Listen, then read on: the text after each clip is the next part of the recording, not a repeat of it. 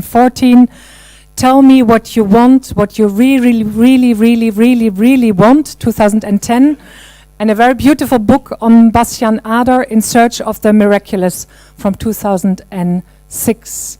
So Jan, the floor is all yours.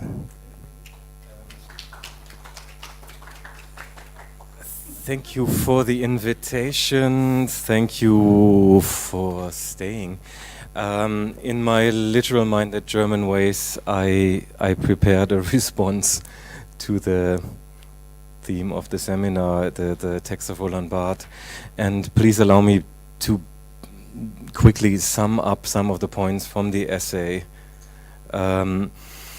before I want to point out a couple of things that I love about the text, but where I think, based on the experience that I or we may have been having in the last 10-15 years of working in educational institutions, I think maybe some reflections are in order.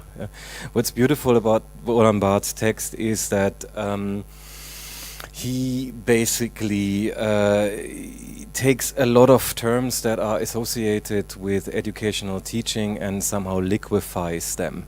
He strips them to their very basics, and then he dissolves them into a very dynamic understanding of what education and thinking can be. So he talks about the different aspects that characterize a seminar. In this case, it's his seminar. It's I'm assuming, weekly seminar in Paris, taught in the tradition of public seminars of French intellectuals, where I guess you would do a seminar that is sort of open to the city as a means of making your intellectual thinking public, as part of an understanding of what you do as a public person, as an intellectual. So in that tradition, he gives us a quick idea of what the utopia of that kind of public seminar could lie in. And he starts by saying, yeah, well, we have three elements here, which is the institution, the teacher, and the text. And he basically doesn't spend that much time with the institution. He just reduces it to the bare minimum and says, well, the institution ideally is nothing more than a container. It's a space that you inhabit at a certain time. To have a seminar, you need a place and a time, and this institution helps with setting the place and the time. That's it. Thank you very much. And then he moves on. And he said the teacher, he pays respect to the old traditional notion of the teacher as a master you would see work in the workshop. And he doesn't dismiss that. Say, like, in certain kind of crafts, there is a certain beauty to seeing the master work and then you copy. And there is not even that much need for discourse. It's more like you watch someone find solutions to particular artistic problems, and you learn from that. But he's saying that he's not interested in that. He thinks that the teacher in the seminar should equally dissolve into the role of a mediator or a medium. He says his primary task in the seminar is to be a conduit that establishes the energy transfer between the different participants in the seminar. So it's no longer about a knowledge transference, but more about a transference of energies, that someone needs to be there to get the people in the seminar in touch with each other, so that together they can define this kind of micro body politics of people together generating knowledge. And all that you do is, as a teacher, you try to make that happen, so that the people in the room have something to relate to through you. And then he's saying, like, okay, the institution is a container, space and time. As a teacher, I am the medium, I am the conductor, the conduit to bring these people together, to make that body generative. And the text, he is saying, well, there is a beauty to relating to knowledge that needs to be kept alive, because knowledge dies with people who embodied it. And he speaks about a teacher of Greek that he had, and he felt like, yeah, when he died, he felt painfully that knowledge was lost. But at the same time, he's saying, in his notion of the seminar, it's less about the reconstruction of that text. It's more about the writing of a future text that maybe doesn't even need to be written. So he touches on these notions of an oral understanding. So the seminar is a community of those who, through speaking with each other, generate the text of the future. Has some, in that sense, it touches on what you were saying, Sarah. It's like you bring people together, you become the mediator, and hope that then the text writes itself into the future. So it's a beautiful notion, and it liquefies the institution, the teacher, and the text. Institution, mere container, teacher, the medium, the text, not the written text of tradition, but a thinking, talking process that writes the text of the future. Yes, thank you. Fantastic. And in a certain way, I would say, like a lot of people, as you were saying in the beginning, who started experimenting with teaching in the 90s, maybe try to abide by this kind of ethos of making liquefying the institution, making that process of exchange dynamic, destabilizing all these patterns of authority in the hope that you could constitute a body politic that writes fluently the text of the future. And I abide by this ethos, I stand by that, and I think these are ideals that are still worth fighting for, period. At the same time, I think I've made the experience that something that Barth returns to at the end of the text with a slightly melancholy note is worth taking seriously. He says, well, I have these dreams of the seminar and I want this to happen, but I have to realize that I'm talking a lot in my own seminars. So the seminar returns to me, and even though I want to liquefy myself, I still happen to be there, and I find myself talking a lot. Yeah, and this is the sort of the admission of a charismatic narcissist, who then at the end says, "Yeah, well, like, shit." At the end, it happens to be about me. Yeah, which I read in the text is more like a melancholy admission, but I would like it to take it from there. Say, like, while I would totally believe in and abide by the ideas of that kind of transparent liquid process and institution of a dynamic mediation, I do think we need to think about the opacity that is entered into this process on all of its levels. The opacity maybe of the charismatic teacher, but also the opacity of the text and the opacity of the institution. And this is partially because over the years I've also very often made the experience that people have very effectively proven me wrong. And that as somebody who tries to be a fluid mediator, you actually attract the desire of people to prove you wrong. People saying like, no, you're not transparent, you're not a mediator, you are very, very present. Admit that you are. Because if you don't, you're a freaking hypocrite. Yeah? So, while certain ideals I think are very important to abide by, if we don't want to go into the trap of leftist hypocrisy, I think there is a need to acknowledge certain moments of opacity. Yeah? So otherwise the idealist always runs the risk of legitimizing or justifying the opacity of the institution, denying the opacity of his or her own presence, and somehow not respecting enough what kind of opacity lies dormant in a text. All of that not in the spirit of proving Barth wrong, but of trying to reconsider in the spirit of this ethos of making things fluid, where certain points of opacity need to be taken serious. Okay, that brings me to the riddle of the swings. Yeah? Because Barth talks a lot about desire. He says, well, there is a joy of the text, there is a desire of the text, and it's all about turning the seminar into a desiring machine.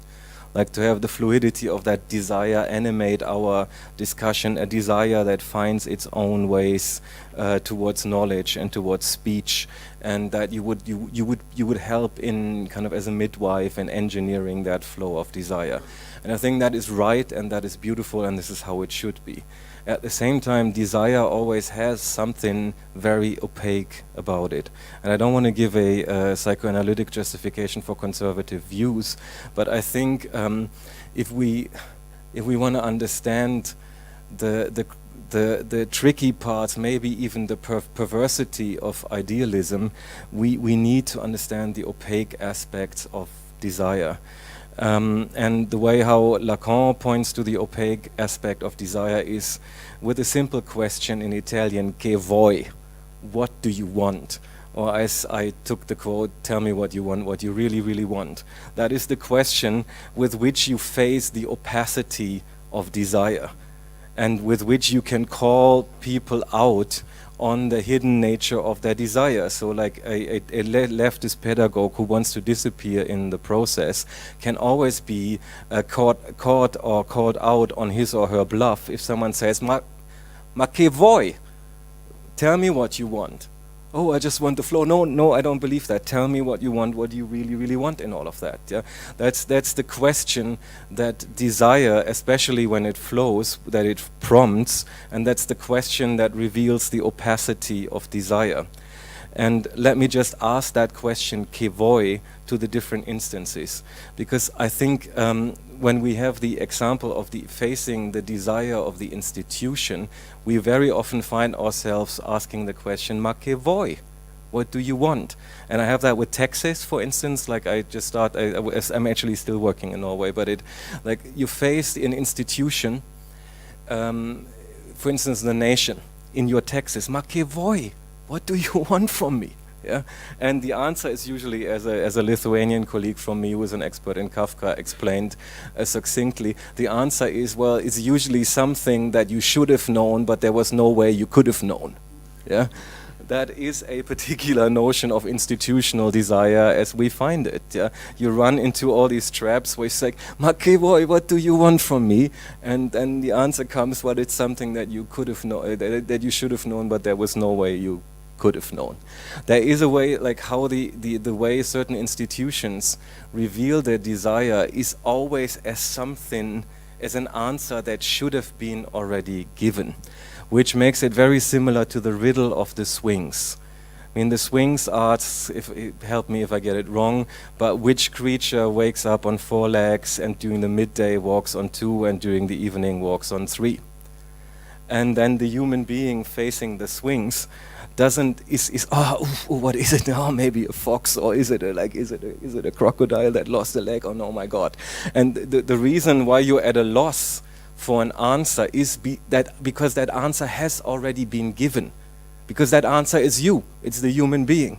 So actually, by virtue of standing in front of the swings, you have already given the answer, which by virtue of the fact that you have given it, you cannot give it again. It's like in a bad relationship fight when someone says, but do you love me? And the answer is like, yeah, why else would we be having this fight? Why else would I be here? But you cannot no longer answer the question, do you love me? Because that answer has already been given. And hence you cannot give it again. So that is very often when it comes to the cruel side of the institution's opacity, the fact that we are at a loss of an answer when we face institutional desire because the answer is me and I have already given it by virtue of showing up. And very often when it now comes to the new riddle that the institution asks us in the field of advanced studies, the same cruel logic applies, and the new riddle is, but what is artistic knowledge? What do you know? And it's the same as, do you love me, and what is the creature that walks? Well, the answer is me. I have already given you the answer to knowledge by virtue of showing up. I cannot answer once more. I have shown you my work. I have already disclosed my story. I cannot tell it again. Yeah, so, and that is something I think we should be deeply aware of, that there's a fundamental cruelty from the days of the swings to the logic of neoliberal institutional politics, where constantly the institution phrases its desire in the form of a riddle that cannot be answered because the answer has already been given. Yeah, what do you know? Well, I've shown you my work, I've showed up, I have performed, I cannot answer that thing again. So I feel very often, especially in theory, we involuntarily perform the cruelty of the swings by not understanding that we become involuntary agent of the institution's opaque desire. Yeah. So in exams, what does it mean? Tell me, what does the work mean? Interpret it to me. Show me what you know. technically is very often a question that is almost impossible to answer because by virtue of the very fact that it has always already been given.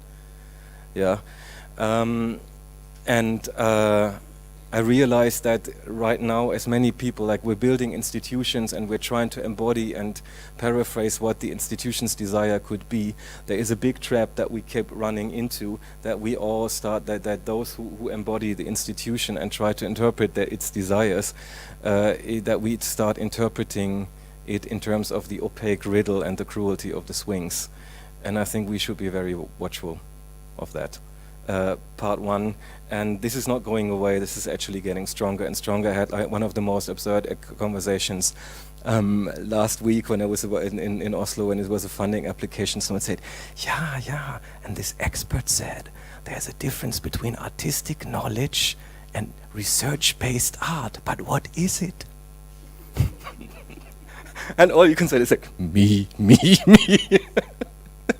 But it's an answer that is no longer valid, because the answer has been overruled by the questions. Like, what am I supposed to know? I could just my work, maybe. But anyway, so I think first remark would be, never underestimate the opacity of the institution's desire, because when you do, you might end up being an involuntary agent of its opaque cruelty. Remark one. Secondly, a discovery of working in seminars where the question of the desire, to some extent, yes, must be embodied by the body politic that you're creating, by getting people to listen to each other, getting people to talk to each other. But I think there is also a need for content. And one shouldn't underestimate content, because the content is something that gives a horizon, an urgency, and an occasion to speak. And what is that content? Is that content already given, or is the content actually a riddle to be constructed? So I'm trying to move the swings from the institutional framework into the text. Because when you are, for instance, working with philosophy, very often when you're starting to work on a complex text, you're working towards the possibility of a question. And in the moment when you reconstruct the content, you're also trying to sort of unbury the question, the riddle in the text. Last year we worked our way from Spinoza to Rosi Brajadotti in search of reconstructing a body of knowledge, which on the one hand you could say, well, that exists, is a discourse that a lot of people refer to, but I might be wrong, but how does that discourse exist if not in the act of actually piecing together your own swings and ending with a riddle? So yeah, Spinoza, everybody knows that's important, but if you don't presuppose that importancy, how can you piece together a complex body of thought to end at the end with the riddle, to say like, now we are close to the question, yeah? Where the content is the when you're organizing a seminar, yes, you need a research question, but very often you need to spend a year on piecing together that creature, and then it looks you in the eye, and then you feel, now I understand what the problem is. Yeah? So building a swings on your own accord may be part of the dignity of producing the opacity of a seminar, that in the end you understand maybe where the density, where the problem and the question lies. Yeah? And that is the fruits of your own hands, like as a group piecing together the creature that questions, which is the body of the text. I recently had the experience, I'm currently working with an 85-year-old ceramic artist from Cyprus for the forthcoming Cyprus Pavilion at the Venice Biennial. His name is Valentinos Karalambous. Fantastic guy. He spent 30 years of his life teaching pottery in Baghdad, and has shaken Peggy Guggenheim's hand and has a lot of stories to tell. And he basically, I met him in Cyprus, and he said, listen, he was joking, before I kick the bucket, I would like to meet the Nofretite. And then somehow we mobilized the funds and went to Berlin and met the Nofretite. And since then I've been sort of living in his head, transcribing and listening to the interviews that we did. And there was one magic moment, something that I still do not understand, but which may have a lot to do, with the opacity of the person, of the teacher. Like moving from institution to text to teacher. We were looking at this actually super tiny a sculpture of Queen Tai, who is Nofretiti's mother-in-law, and that thing is not bigger than a doll's head, and it has these feathers on. She was wearing these feathers, and apparently these feathers embody the divine creative force. So she's in touch with the divine creative force, hence she has feathers on her heads. And on the occasion of looking at that pretty opaque piece of sculpture, Valentinos Caralambos was explaining something to me which I still haven't fully understood, and I might tell the story wrongly, so don't quote me on this. But he was saying, like, in ancient Egypt, there was an understanding how creative potency, how creative force enters into the body and exists through the body. And I'm not entirely sure if it's 4 or 5 principles, but in principle the divine creative force is Ka. When Ka enters into individualizes itself, it becomes the soul, that is Ba. There might be something in between, but when that happens, you need a name. So Ka Ba becomes the embodied creative principle. You need a name. And then the last principle, and that's beautiful, is the shadow, because the shadow protects the name. And you go like, exactly, things that make you go, No idea what that means, but we can be sure that it means a hell of a lot. Yeah?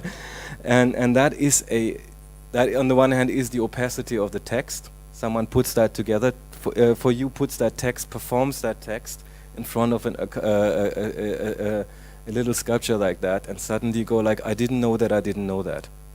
Huh. Yeah. That is constructing the opacity of the text. But what does it mean, like, if I have a name and the shadow protects my name? I really don't know, but I have a feeling that if you can, on the one hand, negatively speak about charisma, to say if you don't want to perform the opacity in the key of the institution asking the question, maybe as a way of shifting opacity, you could shift it into your own body. I realize that I have the tendency of doing that, to say like, if the mystery has to be, like, what do you want? Why are we here? Why are we listening to? Why are we performing the seminar? What if we shift it from the framework of the institution? What does the institution want to what does that strange person want? Which on the one hand would be terrible if that would lead to everybody just trying to figure out where the hell this guy is going. Yeah, but in a way of withstanding the riddle of the swings, I sometimes believe that there is something about using your name as a shadowing device. Even if that means in the end, like, if you screw it up, it's your fault, the blame is on you. I feel that sometimes if we're talking about like a person or a name becoming an institution, and I would rather like to think about like the name that you produce by virtue of being an artist as something that can produce a shadow under which certain things can happen, which for a moment need to not fully be clear, and where for a moment you can take risks. When in the current environment of politics as they are, very often that shadow is not supposed to occur, because the death grip that we're all in is this death grip of performance and evaluation, where performance only counts insofar as it can be evaluated or documented. That's the current doxa. Yeah. So performance sounds very dynamic, but it only counts insofar as it plays into the hands of something that can be evaluated. And sometimes when you get evaluated, they evaluate how you perform, how you're being, or your students evaluate the way how you perform evaluations.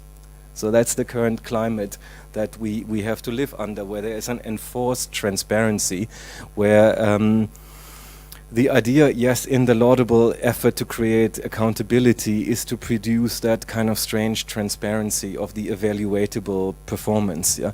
And in that moment, I feel like, hell yes, let a shadow protect my name. Yeah? Or let my name be a shadow that protects these moments in the seminar where I really, really do not know where that thing is going, and I still have to listen to the question, that critical question mark, voy, what you owe it to the people in the seminar that you have to somehow keep the thing moving, but I don't think that it moves if there's not that shadow of doubt that in certain moments this might as well go totally south. Yeah? And if the shadow of your own name is the only thing that protects it against the pressure to evaluate performances, I feel that then so be it. Let's please keep that shadow in place. Yeah? Strategically, technically, not to believe in it in the form of, oh, I'm so charismatic, but as a strategical device to have a shadow on your name, protect moments of insecurity from the compulsion to constantly evaluate. So we've gone from institution to text to mediator teacher, with or without shadow. I have one last thought, one last joke here. In the past years, it's just a remark on the link between text and artistic practice. It's when we were walking through the museum in Berlin, we walked upon this sculpture of Senemut and Princess Neferure, who I don't know enough. I think she's probably in the family, and I was so struck by how that sculpture looks, because it's that block of text in which these two related bodies are somehow housed. And I've had that kind of doubt or discontent or discomfort in the last 10 years when I realized a lot of reading and thinking oriented teaching makes us think in terms of paper. We have become paper sculptors, because like it's almost like, okay, we read the book and then we turn it up, it becomes a painting, and when we tilt it, it becomes a display structure. So we think 2D. I live in a world where intellectual thinking, which I deeply appreciate, ends up tilting up books into displays. And I'm just thinking, like, what about full volumes? And maybe someone to blame, if you think about it, is the minimalist generation, because that's what they did. No, they reduced thinking to architecture and planes, and wrote many texts about it to justify exactly that in the key of phenomenology. Yeah, as if our own basic experiences just insisted on kind of flat planes, white cubes in white cubes, all hollow. Yeah, this is a hollow volume, and if there's a full volume, it's the body of the performer or the body of the viewer. This is Robert Morris and Caroline Schneemann, who set the agenda for textual art to come. Like talking from books to flat volumes, and the only flat plates, and then please add volume, and the volume added is the body brought into it. And I always feel like, are we guilty of becoming these movers of flat texts that make us think only in planes? Like, why does thinking that comes from the books think in plane? And this is a really stupid joke here. Why can we not have a true block seminar? Yeah. Why can we not think the body of the text as a full embodied volume? Speaking to the desire of the seminar, do we have a desire for architecture only? The architecture of the institution being thought of as reading tables, platforms. Is that where our imagination is at? Or is there not high time to think the text as a body in the form of a block seminar. Question, and I would like to leave it at that.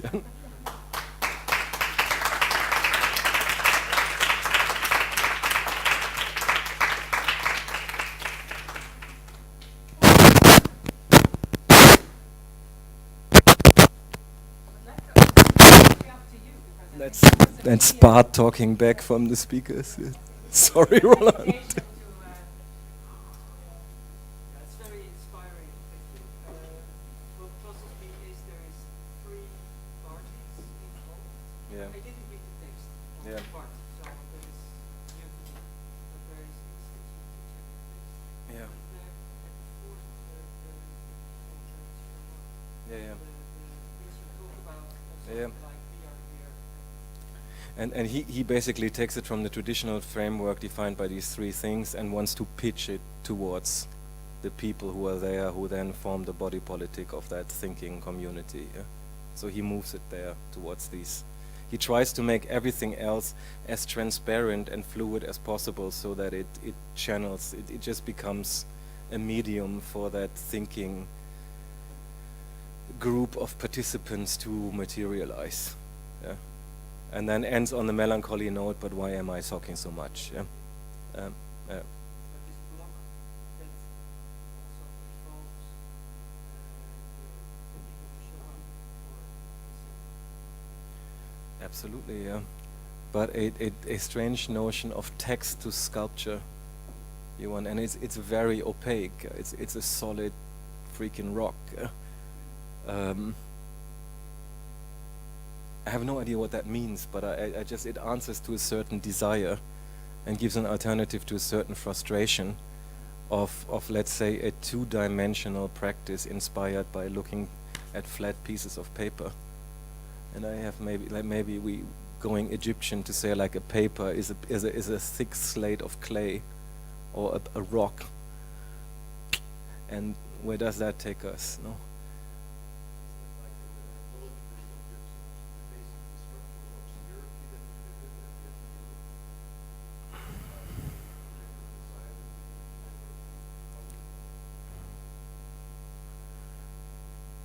Yeah.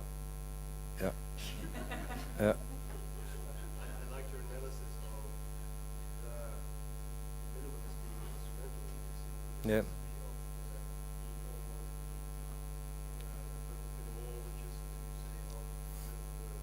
Yeah. And the flat plane, yeah. Yeah. Yeah. Yeah. Yeah. But Bart also talks about that in his essay as a speech act. He mostly talks about the value of concrete experiential exchange in the transference of the speech act versus just exchange of knowledge or of conceptualizations. Yeah. So that's also a different strand that he takes it into the speech act as a strategy. Absolutely, yeah. I mean, coming back to the first part of the question, how can this not be a totally conservative argument? No, because the conservative argument would always be, of course it's opaque. Corruption will never go away, hence we need to pretend that we're working against it while we're actually totally enforcing it, drain the swamp and so on. No, like the reactionary voice always acknowledges corruption and then enforces it again. Like it's always this kind of double standard argument that everybody knows you are corrupt, but you say drain the swamp, and that at least people, like Trump gives people an ability to relate to the opacity of power. You suspect it's a freak show, he confirms that it's a freak show, but it actually, he can perform the devil and the saint in one person, and hence in this, in German you say den Bock zum Gärtner machen, turn the goat into the gardener. So that's why a lot of reactionary populism allows people to relate to the opacity of the institution. Well, we don't understand the swings, but then we make a swings a president, then we at least understand that this is going on. Yeah, we authorize opacity and it's a deep fatalism. I know that I'm going to get screwed over, then at least I vote for the person who screws me over, then I have a say in my own demise. Yeah? That is traditionally what we see in right-wing populism at the moment, that contrary to the left who says, yes, justice, freedom, transparency, yay, and everybody goes like, you must be fucking kidding me. I see that you are as corrupt as everybody else, and then somebody who acknowledged the opacity of corruption suddenly gets the lead. Yeah, and I'm just thinking, how can one not leave the acknowledgement to people who enforce opacity by playing this bigot's game? And is there any way how one could think through opacity by acknowledging it and turning it into a protective device, into I hate to say constructive, but to say like, rather than reproducing the riddles of the past, can we not produce the riddles of the future? Yeah, well, it's not like the bigottery of like the American establishment, but like the riddle that we produce, that we do not, what as Spinoza beautifully says, we do not yet know what the body is capable of. Can we not think that riddle towards the future? Then it's a futurist fatalism, falling in love with the fate of the future, then just regressing back into someone says, well, we've always lied to each other, so vote for me. Yeah. So like mobilize that into the other direction, then just leave it to the populist bigots. That's the question. And on the way, just acknowledge the fact that yes, of course, you embody desires in opaque ways, even if you want to push towards transparency in appropriate speech acts. There might always be something kind of perversely or dangerously opaque around your own performance. And very often it's the problem of that the left-wing speaker cannot acknowledge his or her own charisma. Say like, yes, I'm very much present, and you joined this party because I'm dancing here. How do you negotiate with that so that it doesn't become that thing that bites you in the butt because you constantly deny it by saying like, oh, everything's so transparent. And the acknowledgement, can there be an acknowledgement of opacity that is not in bad faith? I pretend that I fight it, but everybody knows that I'm actually enforcing it. But can there be a proactive way of pushing that opacity towards future riddles and a thickness, a density of artistic theoretical production? Yeah. Yeah. Maybe then again, it's interesting to think opacity also for the participants or students, like Erik pointed it out. Yeah. Because it's complex, I think, this proposal of opacity. On the one hand, the danger of it, in terms of the institution, you call for an awareness of the lack of transparency, and then the beauty, maybe even the necessity of it for the teacher or the text and the work. But those that are in between might call for transparency to not be submitted under the institution and not be condemned to the teacher. So I think there is something interesting about what's the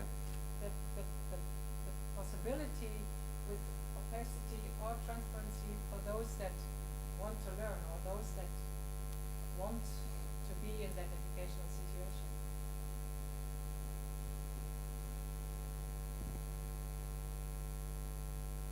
Yeah. I mean, there is transparency, but there is also such a thing as trust. And of course, trust is one of the things that can totally be abused, but trust also must be earned. And trust is not very transparent. They say like, trust me, I will guide you through that seminar, even though I have no freaking clue how it will end. Yeah. You start with like, I think it's a deep pedagogical experience that you realize, oh God, people trust me, and there is no reason. You're a total fake. Yeah. And then you earn that trust, and through working and or establish trust between people in a group, and that in itself is not necessarily a transparent process. It's a very embodied process. No, and we for good reasons we associate accountability and control of power with transparency. That's the modern Enlightenment discourse, and that's probably not entirely wrong. But at the same time, also in political theory, there's always this like there is an acknowledgement of the fact that, for instance, authority or like credibility is generated through trust, and that in itself is quite an opaque process, and it can as easily be won as it can be lost in a second. Yeah? So on the one hand, yes, of course, I'm all for the transparency of like accountability, but I think one should also acknowledge that the thing that makes it work in the first place are procedures of gaining trust, losing trust. That is not necessarily a transparent process. It's a very embodied process, and you can either rely on an institutional framework and pretend by virtue of the fact that I have the position and thereby the right and the duty to speak, you should trust me, and if you don't, it's your fault, you're a bad student. Or you're by virtue of being a student, you should be taught. But what does that mean? Like, I think the framework doesn't define that which makes the dynamics possible. And these are opaque procedures, and among them is the earning, losing, or restoration of trust and credibility.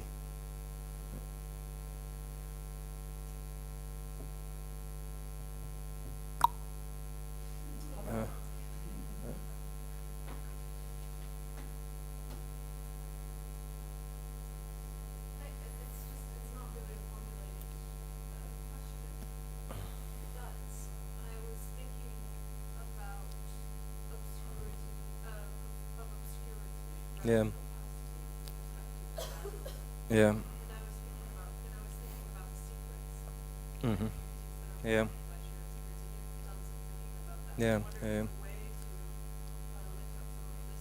Yeah.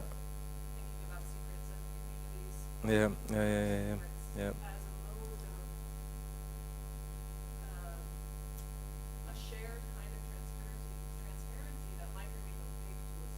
Yeah. Yeah. Yeah.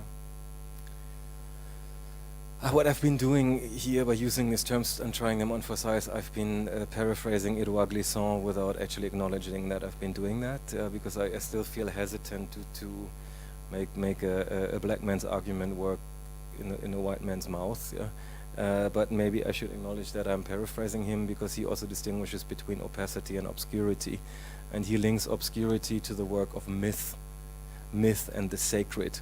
So that the authority position of the priest, for instance, of a church or something, relies on obscurity, which means like you cannot know my secret even if it's totally obvious. I must insist on the obscurity of my discourse to protect the fact that I am the only one who can gain access to my sacred knowledge. You very often have that also with territorial academics who tell you constantly what you don't understand is. Yeah. I'm just like, what you don't understand is. I once had this experience, I don't know, like on a discussion in Prague, where someone said, but you don't understand what's happened here. It's like, enlighten me, why wouldn't I? Yeah, that is a certain kind of protective obscurity that where you must insist that some understand and others don't. Yeah, it's a version of the opacity that separates those from who are supposed to know from those who are not. The sujet supposé savoir splits itself up from those who are not supposed to know through obscurity. Yeah? But what is the opacity that is actually that kind of block seminar where you inhabit opacity together? And it's not an obscurity that splits and that says, but you don't understand what I'm saying.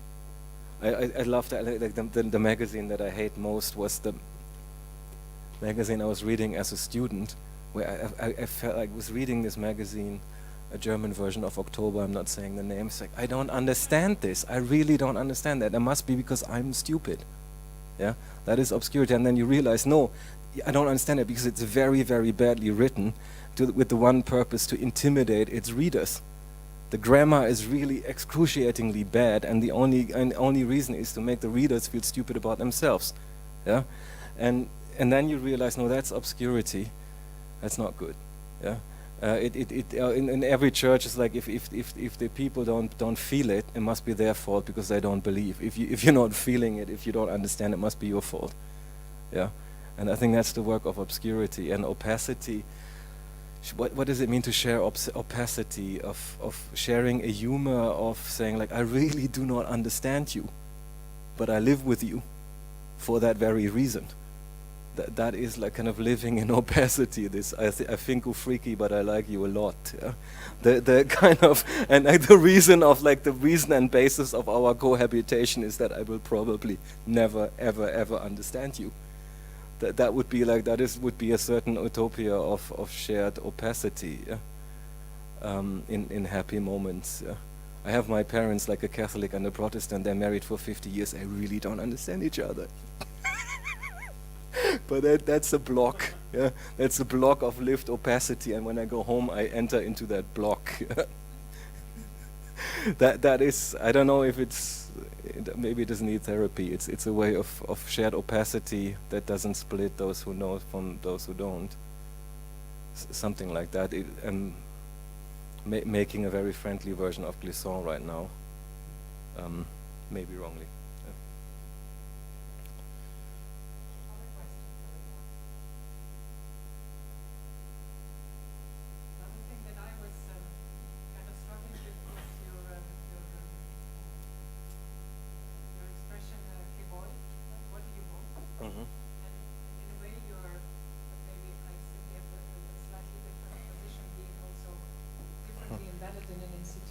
Yeah. In a way, you're kind of detaching the institution from that other subject that wants something else. So the institution holds a kind of secret, and the institution knows something that doesn't reveal itself to you, and you're asking the question, what do you want? In something that the institution can answer, and in something that the teacher or the student can answer. So the other side of that place or of that side. But in a way, what I'm struggling with is, does that mean you leave the institution with peace?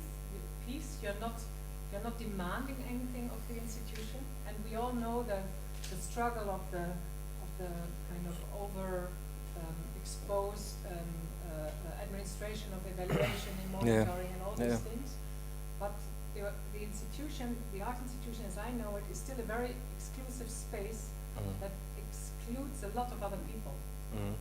Which is really not ready to embrace let's say, the diversity of society. So my question is a bit, can we afford to give up that the institution as a public space also has another responsibility than speaking to you in a way you like it? Yeah, I mean, for me, the desire, there is no answer to the question, que voy. I mean, you're married, you should know. Sorry. But it's, or like to the child, like as anybody who's in an in-depth relationship with someone, like the question is, que voy cannot be answered.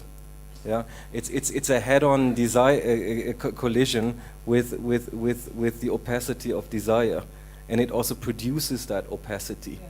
So to ask the question, what does science need today? You're producing the opacity of a maybe fictional desire. Yeah. So, and if we are expanding that field, we invoke the spirit of a mega desire, all the way up to fascism. Yeah? What does America really want? What does society really want? It's the production of a mega desire. Que voy is calling for a ghost, yeah? An unanswerable. It's building a Sphinx. Yeah? And the question is like, how big do we want to build the Sphinx? Or at what point do you take that burden on yourself and say like, I can either invent what is it, Zizek's Big Chicken? This joke like this. Can't remember This the one that he tells all the time, that the guy who goes to the therapist, and because he thinks he's a breadcrumb, yeah, and being pursued by a big chicken. And then he gets therapy, and at the end he says like, and then the therapist says, "Are you cured now?" And he says, "Yeah. Do you understand you're not a piece of bread?" He's like, "Yeah, no, totally, yeah. I always understood that, but what if the chicken doesn't know?" Yeah.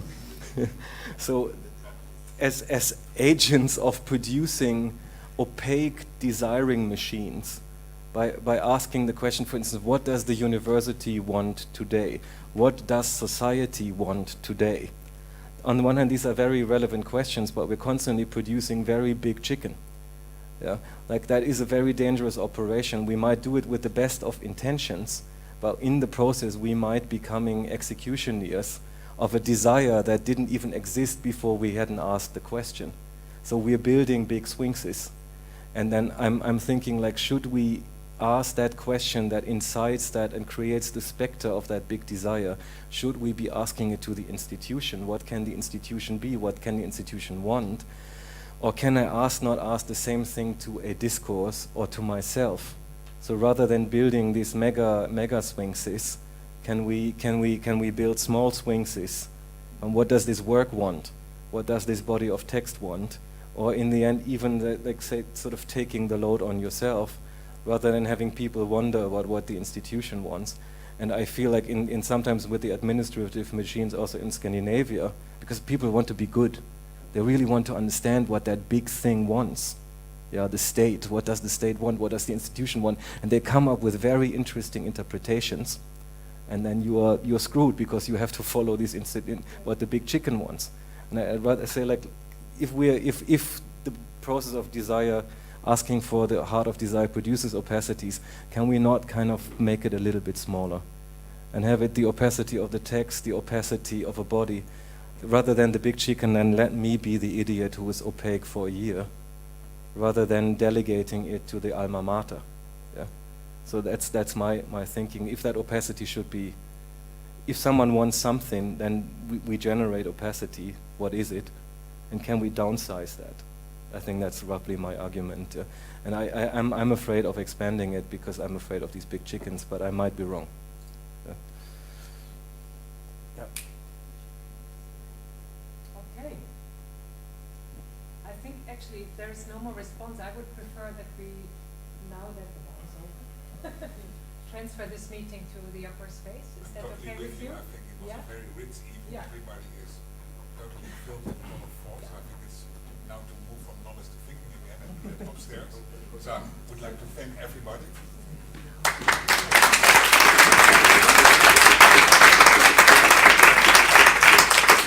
Everybody, I would like to thank the artists, Verwoert for his brilliant talk, and Marijke for being here, the host of the wonderful meeting. So let's continue upstairs. Yes.